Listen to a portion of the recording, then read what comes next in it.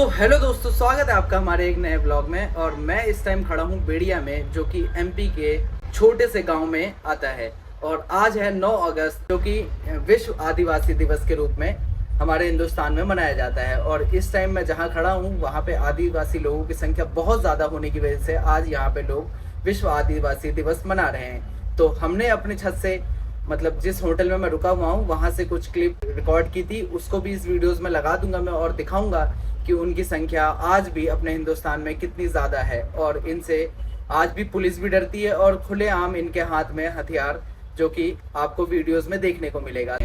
ऐसा है, मेरे लिए तो ये पहली बार हुआ कि मैं आदिवासियों के बीच में आके और ऐसा वीडियो शूट करूँगा उन लोगों का, और उनसे जानने की कोशिश करेंगे कि ये कहानी कब से और कैसे शुरुआत होती है। एक ऐसा दिन जिसमें हम अपने आदिवासी समाज के परंपरा और संस्कृति का सम्मान करते हैं। इस टाइम मैं खड़ा हूँ इंदौर से लगभग 100 किलोमीटर दूर बेड़िया, जो कि एक छोटा सा गांव है खरगोन डिस्ट्रिक्ट के अंदर। तो चलते हैं और दिखाते हैं कि यहाँ के जो आदिवासी हैं वो अपने समाज के लोगों के साथ कैसे विश्व आदिवासी दिवस को और मनाते हैं। जैसे कि हमने देखा कि उनके हाथों में बड़े बड़े तीर, कमान, हथियार और भिन्न भिन्न तरीके के तलवार जो उन्होंने खुद से बनाए हुए होते हैं, उनको लेके वो एक तरीके का रैली निकालते हैं। जैसे कि आज मैंने सुबह देखा था और सुबह से लगातार इस टाइम तक रैली निकल रही है। जैसे कि आदिवासी समाज जो है वो प्राकृतिक के साथ जीने का एक सबसे बड़ा उदाहरण है। आजकल हम जैसे लोग जो नॉर्मल या अपर क्लास के लोग जो हैं वो एकदम प्राकृतिक चीज़ों का सेवन करना शुरू कर रहे हैं और प्रकृति की तरफ बहुत तेज़ी से बढ़ रहे हैं। जैसे कि पहले एलोपैथिक दवाइयाँ यूज़ की जाती थी, आजकल नेचुरली दवाई बहुत ज़्यादा यूज़ की जा रही हैं, देसी दवा जैसे कि जड़ी बूटियों से बनी हुई। तो कहीं ना कहीं इनमें भी एक अहम रोल है आदिवासियों का, जो कि वो एक जंगल में रह के और पहाड़ों में रह के वो हम लोगों के लिए अनेक प्रकार के जड़ी बूटियों का खोज करते हैं और उनको फिर मेडिकली यूज़ में हमारी गवर्नमेंट या फिर हमारे डॉक्टर्स जो हैं उनको लेके आते हैं। सो गाइज, विश्व आदिवासी दिवस हर साल 9 अगस्त को मनाई जाती है। इसको मनाने का मकसद है आदिवासी समाज के लोगों की पहचान, उनका अधिकार और उनकी लोक परंपरा को सुरक्षित रखना। ये चलते हैं आप लोगों को बाहर और दिखाते हैं।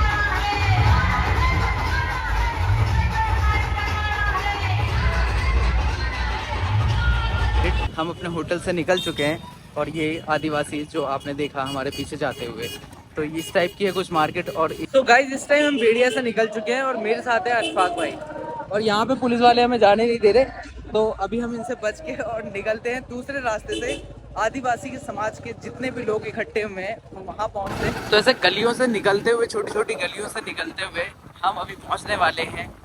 और जिस जगह पे हम पहुँच रहे हैं वो जगह भी बहुत ख़ास है, उसके बारे में भी हम आपको आगे इस वीडियो में बताएंगे।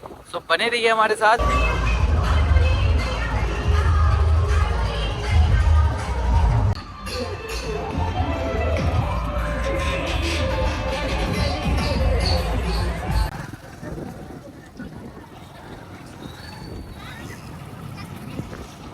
इस टाइम मैं खड़ा हूँ एशिया के दूसरी सबसे बड़ी मिर्ची मंडी के अंदर। पहले नंबर पे जो मिर्ची मंडी एशिया में आती है वो आती है घंटूर में, जो कि आंध्र प्रदेश में स्थित है।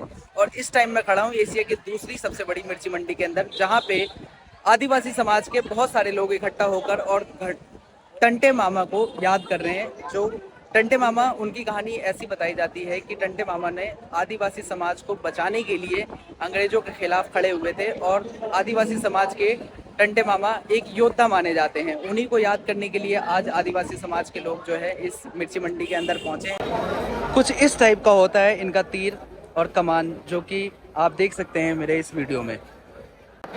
ये लोग यहाँ पे बैठे हैं और जो आदिवासी समाज के जो अध्यक्ष हैं उनके भाषण का इंतज़ार कर रहे हैं, जो कि इस स्टेज पे भाषण दिया जाएगा। और यहाँ पे लोग उनके भाषण को सुनने के लिए इंतज़ार कर रहे हैं, जो कि ये स्टेज है। जैसे आप देख सकते हैं विश्व आदिवासी दिवस, जो कि एक इनकी परंपरा को ताज़ा करने के रूप में ये मनाया जाता है। और ये इनका ड्रेस है जो इन्होंने भाई साहब ने पहन रखा है। तो हमें कुछ भाई मिले थे जिनके हाथ में जैस करके एक झंडा था, और उस झंडे के साथ साथ एक भाई जिनके हाथ में तीर और कमान था। तो आइए और उनसे पूछने की कोशिश करेंगे कि इसका क्या मतलब है। तो ये भाई हैं जो कि झंडा लेके और तीर और कमान लेके खड़े हैं।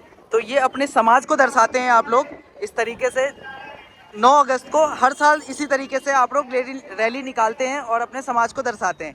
तो ये इनका जो पुराना तीर है और कमान है, उस परंपरा को ये दिखा रहे हैं इस रैली के माध्यम से। और जैसे कि ये देखिए, लोग बुलेट पे हिंदुस्तान का तिरंगा और अपने जैस का, जो कि एक संगठन है।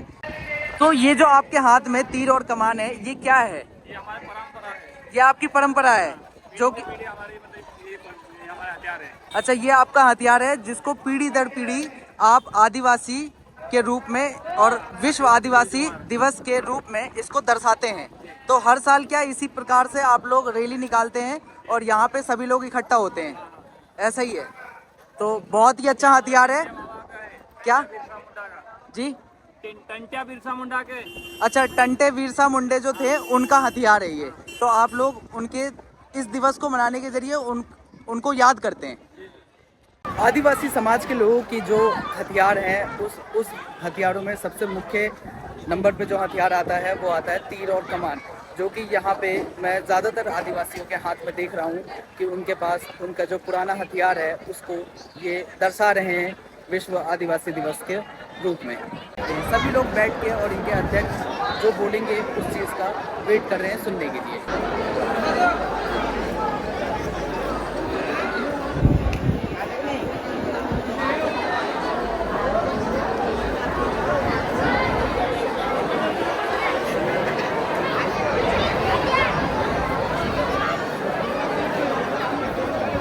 और इसी वीडियो के माध्यम से मैं आपको ये भी बताना चाहता हूँ कि जो इस टाइम मैं खड़ा हूँ जिस मंडी के अंदर, यहाँ पे मिर्ची का सबसे बड़ा व्यापार किया जाता है, जो कि पूरे एशिया में दूसरे नंबर पे आता है और देश विदेश यहाँ से मिर्ची को ट्रांसपोर्ट किया जाता है। ये मिर्ची मंडी था जो आप मेरे पीछे देख सकते हैं। ये अभी जब मिर्ची का सीज़न शुरू होगा तो यहाँ पे पैर रखने की जगह नहीं होती, जैसा कि यहाँ के लोगों ने यहाँ के बारे में बताया है। तो मैं कोशिश करूँगा कि अगली व्लॉग जब मिर्ची मंडी शुरू होती है तो मैं आके आप लोगों को दिखा सकूँ।